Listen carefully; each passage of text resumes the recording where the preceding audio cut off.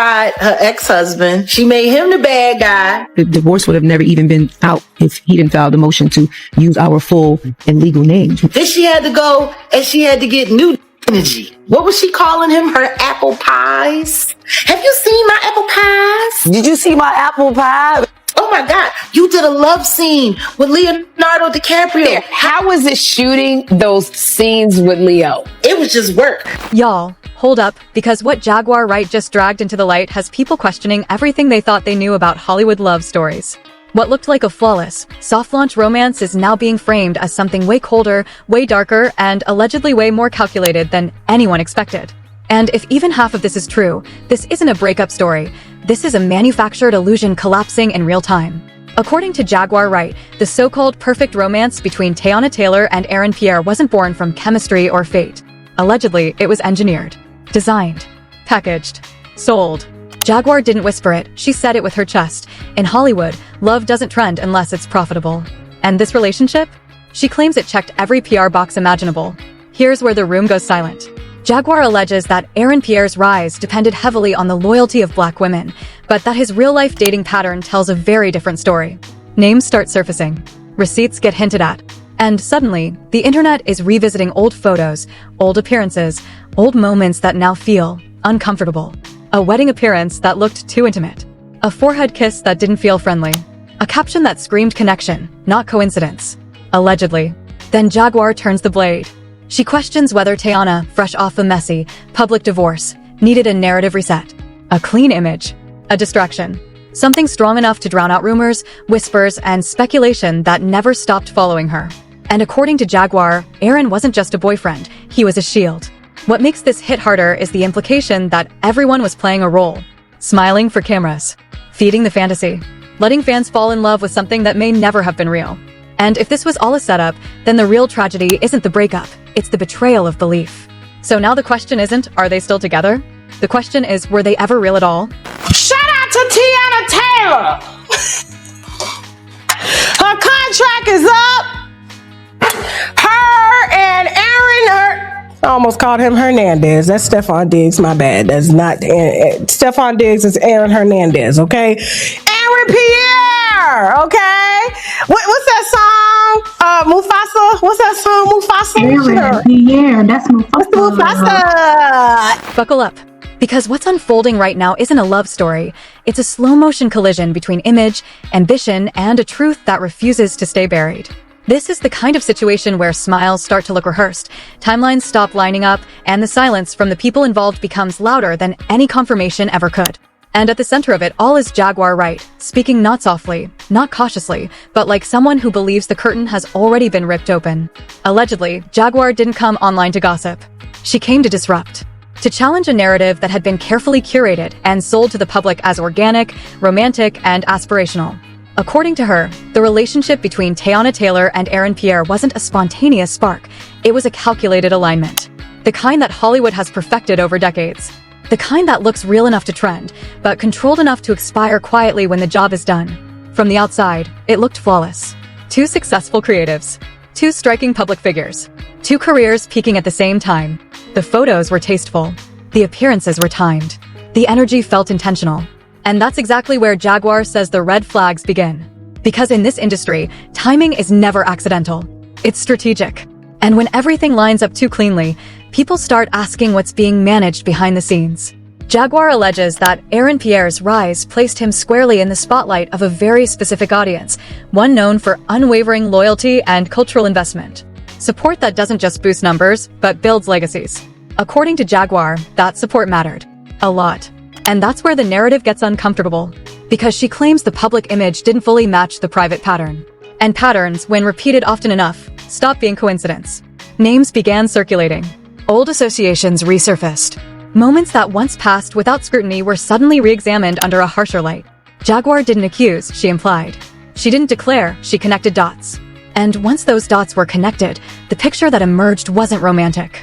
It was transactional. Allegedly. Then came the wedding appearance. Not a rumor. Not a whisper. An actual moment frozen in time and shared across platforms. Jaguar pointed out what many had overlooked or chosen to ignore. You don't bring just anyone to a wedding. You don't share that kind of space casually. And you don't display that level of comfort unless there's history there. The body language, the proximity, the ease. All of it raised questions that were never answered. And when the image of a forehead kiss resurfaced, the narrative shifted again. Because that wasn't staged for paparazzi. It wasn't flashy. It was intimate, quiet, intentional. Jaguar argued that gestures like that don't belong to PR contracts. They belong to real connections.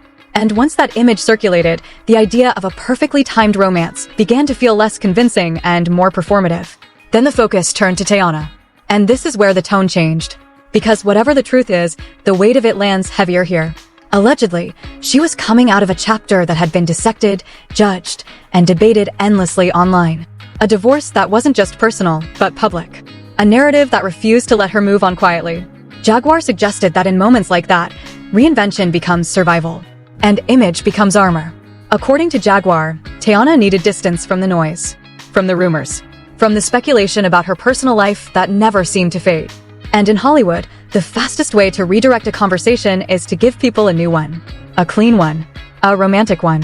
One that photographs well and distracts effectively. Allegedly, Erin fit that role perfectly. But what made Jaguar's commentary hit harder was her insistence that this wasn't about malice, it was about systems. About how women, especially women with strong identities, are boxed into narratives they didn't write. About how control gets mistaken for confidence, and how openness gets weaponized later. Jaguar referenced Teyana's own words from past interviews. Not to shame her, but to frame how differently those words were received over time. Once upon a time, honesty was praised. Then it was twisted. Used as proof of instability. As justification for judgment. And Jaguar argued that when the same industry that applauds transparency turns around and punishes it, the safest move becomes silence or strategy. Allegedly, this relationship was strategy. What makes this story unsettling isn't any single claim. It's how neatly everything fits when placed side by side. The timing, the optics, the sudden elevation of a romance that seemed to appear fully formed. No build-up, no backstory, just instant legitimacy. And when fans questioned it, they were dismissed as cynical. Told to let people be happy, told not to overthink it. But Jaguar insists that overthinking is exactly what the public should be doing. Because according to her, Hollywood has a long history of selling dreams that expire on schedule. Of pairing people not for compatibility, but for convenience. And when the contract ends, the fallout is always blamed on growing apart. As her commentary spread, reactions split sharply. Some called her bitter, others called her brave. But no one could ignore her. Because even those who disagreed couldn't explain away the inconsistencies she highlighted. And in the absence of clear answers, speculation filled the void.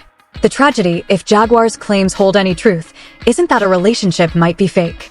It's that millions of people invested emotionally in something that may have been designed to be disposable. That belief was leveraged. That trust was monetized. And that authenticity became collateral damage. And this is only the beginning. Because Jaguar hinted that what's visible is just the surface. That behind every carefully chosen photo and every perfectly timed appearance, there's a conversation that never reached the public. Agreements that were never disclosed. End dates that were quietly understood. As the clip ended, the silence that followed felt heavy. Not because answers were given, but because questions multiplied. And once the idea of illusion takes hold, it's impossible to unsee it. This wasn't closure. This was the opening statement. The quiet after her words didn't feel accidental. It felt deliberate. Like a pause in a courtroom when everyone knows the next statement is going to land heavier than the last. Because once the idea of orchestration entered the conversation, every previous moment began to look different. Smiles looked timed. Appearances felt scheduled. Even the silence from those involved started to feel less like privacy and more like strategy. Allegedly, Jaguar Wright didn't just stop at questioning motives. She went further, suggesting that people behind the scenes were far more involved than fans ever realized. According to her, relationships like this don't exist in isolation. They move through publicists, advisors, brand consultants, and quiet conversations that never make it online. She implied that when two public figures align at the exact moment their images need protection, it's rarely coincidence. It's coordination. What made her claims unsettling was the way she framed intention. Not as romance, but as risk management. Allegedly, this was about stabilizing narratives. About redirecting headlines. About ensuring that when one story started to spiral, another one appeared to soften the landing. And if that's true, then the romance wasn't the story. It was the cover. As Jaguar's commentary circulated, online timelines began doing what they always do, digging. Old interviews resurfaced. Past quotes were pulled out of context and reassembled into something more ominous. Fans who once defended the relationship started questioning what they had overlooked. Others doubled down, insisting that not everything had to be cynical. But the damage was already done. Doubt had entered the room, and doubt is hard to evict. Allegedly, the discomfort intensified when people noticed how carefully controlled the exposure had been. No messy candid moments. No unscripted tension. No visible friction. Everything looked polished, curated, and safe. And while that might seem ideal, Jaguar suggested it was also unnatural. Real relationships leak. They stumble. They show cracks. This one, she implied, didn't. Then came the comparison that shifted the mood entirely. Jaguar referenced previous high-profile pairings that followed the same arc: sudden introduction, heavy media presence, mutual benefit, quiet disappearance, careers intact, narratives reset. The implication wasn't subtle. According to her, this wasn't a new playbook. It was a recycled one. And once you recognize the pattern, it becomes impossible to ignore. The tragedy in this version of events isn't scandal, it's disposability. Allegedly, people become roles. Emotions become tools. And once the purpose is served, everyone is expected to move on without asking questions. Jaguar suggested that this is why breakups in these situations rarely come with explanations. The ending is just as controlled as the beginning. As the conversation deepened, sympathy began shifting in unexpected directions. Because if this was a setup, then everyone involved was operating under pressure. Pressure to perform happiness. Pressure to protect brands. Pressure to stay silent even when speculation grew louder. And in that silence, the public filled in the gaps with their own conclusions. Allegedly, Jaguar hinted that the strain of maintaining an illusion takes a toll. That living inside a narrative written by others can erode authenticity over time. And when the audience senses that erosion, they react. Sometimes with disappointment. Sometimes with anger. Sometimes with betrayal. Because fans don't just support careers, they invest emotionally. What made this moment feel heavier was the suggestion that truth might never fully surface. Jaguar didn't promise receipts. She didn't claim final proof. She framed everything as awareness, as a warning, as a reminder that not everything presented as intimacy is rooted in feeling. Some of it is rooted in optics. As reactions poured in, the story took on a life of its own. Comment sections turned into debates. Clips were dissected frame by frame. Body language was analyzed. Timelines were mapped. And through it all, the absence of clarification only fueled speculation further. Silence became interpreted as confirmation by some, restraint by others. Allegedly, Jaguar closed her remarks by questioning why honesty in the industry is so often punished while performance is rewarded.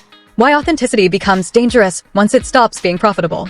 And why the audience is expected to accept endings without ever understanding beginnings. Her tone wasn't triumphant.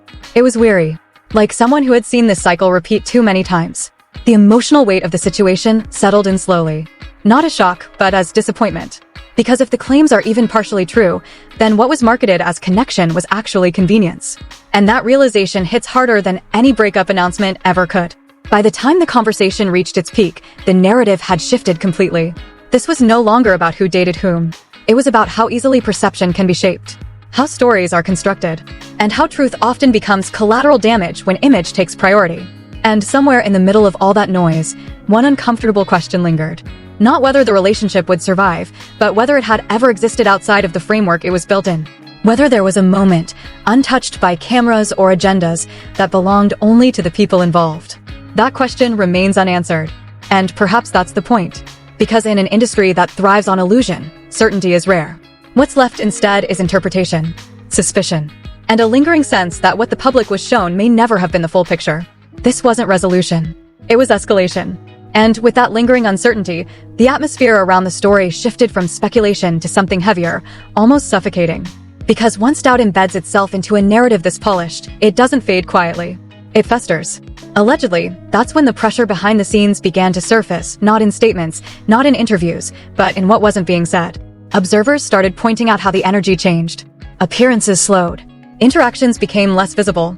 What once felt confidently displayed now seemed cautiously managed. According to the whispers Jaguar alluded to, this is the stage where carefully built images begin to crack, not outwardly, but internally. When the performance no longer feels sustainable, when the cost of maintaining it starts outweighing the benefit. Allegedly, Jaguar suggested that this is the moment public figures dread the most. Not exposure, but exhaustion. The kind that comes from holding a narrative together while the audience senses something is off. Because once the crowd starts questioning authenticity, reassurance stops working. Smiles stop convincing. Silence becomes suspicious. What made this phase feel tragic was the emotional investment already poured in. Fans didn't just admire from a distance, they projected hope onto the pairing. They celebrated it as representation, as growth, as proof that reinvention was possible after public pain. And if that belief was engineered, even partially, then the fallout isn't scandal, it's disillusionment. Allegedly, Jaguar framed this not as a personal attack, but as an indictment of a system that rewards appearances over truth. She implied that individuals become trapped inside roles they never fully consented to play. That once a narrative is profitable, it's protected at all costs. And when it's no longer useful, it's quietly dismantled, leaving the people inside it to absorb the backlash. As online discourse intensified, the story took on a courtroom-like tone. Evidence wasn't physical, it was behavioral. Timing, consistency, absence. Every move was scrutinized like testimony. Every pause interpreted like hesitation. And the lack of direct response from those involved only heightened the sense that something was being carefully weighed.